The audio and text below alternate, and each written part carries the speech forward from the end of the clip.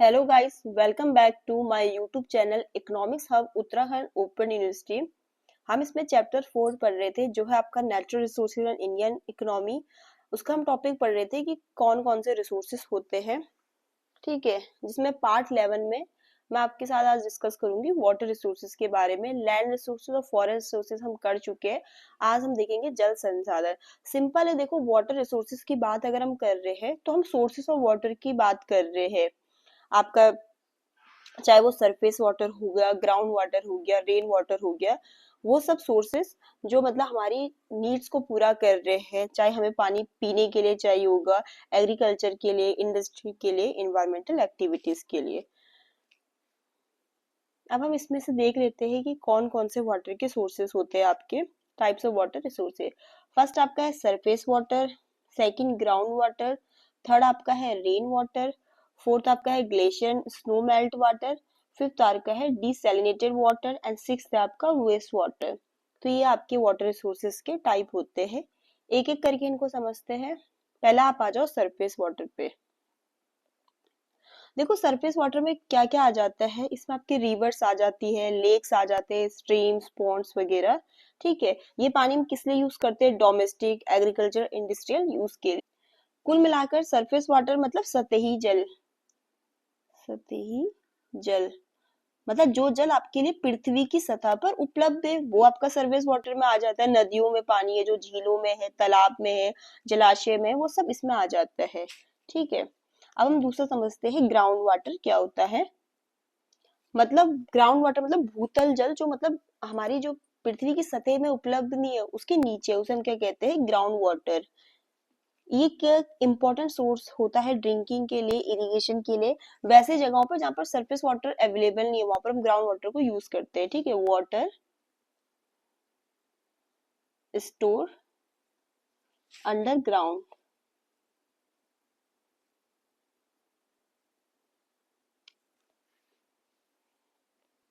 ये एक it is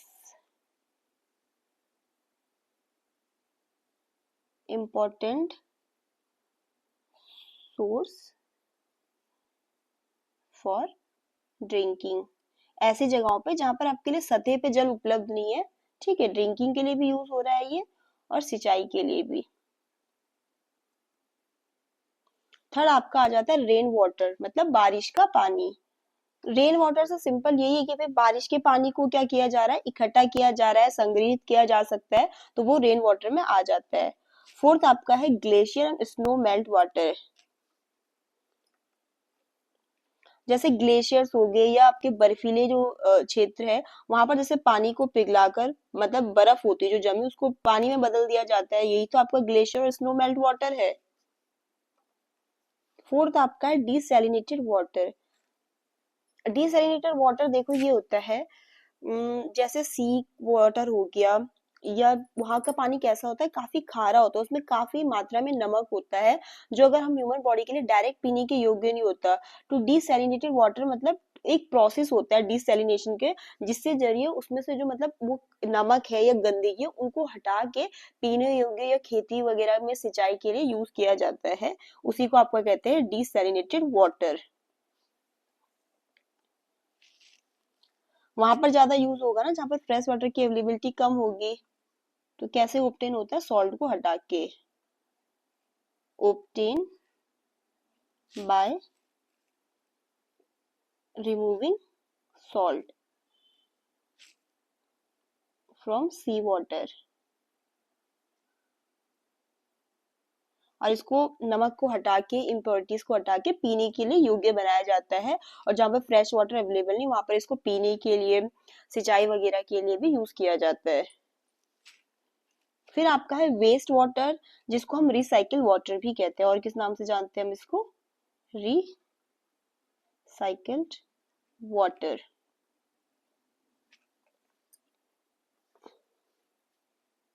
देखो जैसे वेस्ट वाटर में क्या होता है कि जो पानी दूषित है, गंदा है, उसके जल को शुद्ध किया जाता है और दोबारा से उसे यूज किया जाता है खेती में, इंडस्ट्रीज में। उसी को हम वेस्ट वाटर कहते हैं। नाम से पता चल रहा है ना कि मतलब पानी कैसा है, वेस्ट है वो पानी, उसको हमने रिसाइकिल किया। ठीक है, उससे हमने शुद्ध किया और उसको फिर हम उपयोग, मतलब दोबारा तैयार कर देते हैं उपयोग करने के लिए। ठीक है, देखो जो हमारी पृथ्वी होती है, तो उसमें क्या होता है पृथ्वी में कि अर्थ है जो उसका जो अप्रोक्सीमेटली 71% अर्थ का सरफेस किससे कवर है, पानी से कवर है। ठीक है, पूरा मतलब अर्थ का जो सरफेस है 71% पानी से कवर है। बट क्या हो रहा है कि 71% में से 2.5% आपका फ्रेश वाटर है जो पीने योग्य है। अब बाकी तो आपका 97.5% कैसा वाटर है, ओशंस का, सी का पानी है जो कैसा है, सॉल्ट वाटर है, जिसमें नमक की मात्रा बहुत ज्यादा है। इसीलिए तो डिसैलिनेटेड वाटर बनाया जाता है उसको डिसैलिनेशन प्रोसेस के जरिए, जिसमें से नमक और इम्प्योरिटीज को हटाकर उसको पीने के लिए, एग्रीकल्चर के लिए, इंडस्ट्रीज के लिए, मतलब और उसके लिए उपयोग किया जाता है। तो यहाँ पर हमने वाटर रिसोर्सेज समझ लिया, उसके टाइप भी जान लिए। अब एक और छोटा सा टॉपिक है जिसमें हम जानेंगे कि क्या हमारी इंपॉर्टेंस है वाटर रिसोर्सेज के। तो देखो बेसिक सा टॉपिक है। देखो जल ही तो जीवन है, तो इतना कुछ वो नहीं है इसमें, ये तो हम खुद से भी लिख सकते हैं। बट एक बार देख लेते हैं पॉइंट। तो पहला यही है कि देखो एसेंशियल है लाइफ के लिए। वाटर तो हर लिविंग बींग है, चाहे जानवर है, चाहे इंसान है, पेड़ पौधे, सबके लिए, जीवन के लिए जरूरी है ना, तो एसेंशियल है आपका इस चीज के लिए।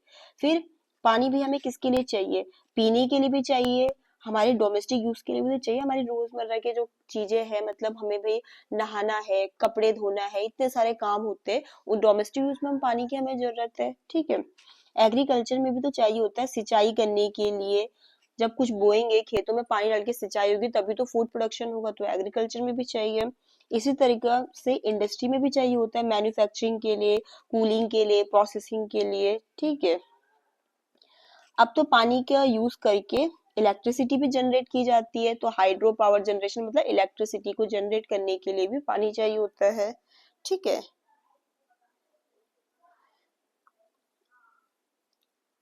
Economic activities. ठीक है, देखो हमारे कंट्री की जो इकोनॉमी है उसमें आपका इंडस्ट्रियल, एग्रीकल्चर, सर्विस सेक्टर, तीनों के तीनों कंट्रीब्यूट करते हैं। लेकिन इन तीनों जो हमने सेक्टर बताए भाई, इनमें भी तो अपने काम को करने के लिए इन्हें पानी तो चाहिए ना। तो बस इसीलिए तो इकोनॉमिक एक्टिविटीज में कंट्रीब्यूट कर पाएंगे, तो उसमें भी पानी चाहिए। ठीक है, पब्लिक हेल्थ और हाइजीन के लिए भी हमें पानी चाहिए, साफ सफाई मेंटेन करनी है, हेल्थ का ध्यान रखना है, तो उसके लिए भी तो पानी की जरूरत होगी। ट्रांसपोर्टेशन के लिए भी तो चाहिए होती है। देखो पानी का मार्ग भी तो ट्रांसपोर्टेशन के लिए यूज किया जाता है, जैसे हम रिवर्स का, सीज का यूज करते हैं ना नेचुरल ट्रांसपोर्टेशन रूट्स के लिए, तो पानी हमें इसलिए ट्रांसपोर्टेशन के लिए भी चाहिए। फिर देखो आपका जो पानी आपको रिक्रिएशनल और एस्थेटिक वैल्यू के लिए भी चाहिए, जैसे मनोरंजन के लिए भी चाहिए होता है आपका पानी। ठीक है, टूरिज्म वगैरह को अट्रैक्ट करने के लिए, जैसे लेक्स होगी, रिवर्स होगी, सीस होगी, इन्हीं से तो हम अट्रैक्ट करेंगे टूरिज्म वगैरह को, रिक्रिएशनल एक्टिविटी जिससे लोगों को मनोरंजन का साधन भी है ये। ठीक है, तो इन सब के लिए भी पानी चाहिए होता है। ठीक है, तो बस इसमें हमने पढ़ा कि वाटर रिसोर्सेज क्या होते हैं, मतलब सोर्सेस ऑफ वाटर जो ह्यूमन की नीड्स को पूरे के लिए चाहिए होता है और रोजमर्रा की एक्टिविटीज के लिए चाहिए होता है। सोर्सेस ऑफ वाटर ही तो आपके वाटर रिसोर्सेज है, जिसमें आपका सरफेस वाटर आ गया जो सतह पे जल उपलब्ध है वो हो गया, ग्राउंड वाटर जो सतह पे नहीं है, अंडरग्राउंड पानी है। ठीक है, रेन वाटर बारिश का पानी, ये वो हो गया जैसे ग्लेशियर स्नो मेल्ट वाटर, ये होता है कि जैसे बर्फ को पिघलाकर पानी बनाया जाता है, क्योंकि जो जैसे ग्लेशियर और बर्फीले क्षेत्रों में क्या है, उसमें पानी को वैसे तो करेंगे, स्नो को मेल्ट करके बनाएंगे पानी, ताकि लोग पानी का उपयोग कर सके। ठीक है, फिर डिसैलिनेटेड वाटर बना, जिसमें हमने कहा कि भाई हमने पढ़ा था ना कि हमारी पृथ्वी के सतह का 71% पानी, अर्थ का सरफेस पानी का है, लेकिन उसमें से क्या कहा था कि 2% ही लगभग कुछ पीने लायक है, बाकी का आपका पीने लायक नहीं है 97.5%। तो इसी प्रोसेस से हम उसमें क्या करते हैं, डिसैलिनेशन के प्रोसेस से, डिसैलिनेशन के प्रोसेस से वो मतलब ओशन से, सी का जो खारा पानी है उसमें से गंदगी हटाते हैं, जो इतना नमक है उसको हटाते हैं और पीने के लायक बनाते हैं। वेस्ट वाटर जो होता है, हमने कहा कि भाई जो पानी वेस्ट है आपका, पहले से दूषित जल है जो वेस्ट हो गया है, उस पानी को दोबारा से रिसाइकिल किया जा रहा है और फिर उसको यूज किया जा रहा है। फिर मैंने आपको इम्पोर्टेंस बताया आपके वाटर रिसोर्सेज के, जिसमें मैंने बताया कि लाइफ के लिए एसेंशियल है, ड्रिंकिंग के लिए, डोमेस्टिक यूज के लिए, खेतों में जरूरत है, उद्योगों में इसकी जरूरत है, बिजली बनाने के लिए, हाइड्रो पावर इलेक्ट्रिसिटी जनरेट करने के लिए, इकोनॉमिक एक्टिविटीज के लिए, पब्लिक हेल्थ के लिए, ट्रांसपोर्टेशन के लिए, रिक्रिएशनल एक्टिविटीज के लिए, ठीक है, इन सब के लिए जरूरी है। इवन कहीं कहीं तो पानी की कल्चरल इम्पोर्टेंस भी तो है, ठीक है, पूजा जाता है पानी को, जैसे कुंभ का मेला हो गया, वहां पर मतलब नहाने से कि भी मतलब अच्छा होता है, मतलब इतनी इम्पोर्टेंस है कि पानी की, ठीक है। तो बहुत सारे मतलब कम्युनिटीज वगैरह में क्या होता है कि पानी को पूजा जाता है, ठीक है, उसकी कल्चरल इंपॉर्टेंस होती है, बहुत सारे रिचुअल्स में, सेरेमनीज में, ट्रेडिशन में इसको यूज किया जाता है हिंदू में, ठीक है। तो ये आपकी कल्चरल इंपॉर्टेंस भी और रिलीजियस इंपॉर्टेंस भी होती है पानी की। तो आज की वीडियो के लिए इतना ही, थैंक यू।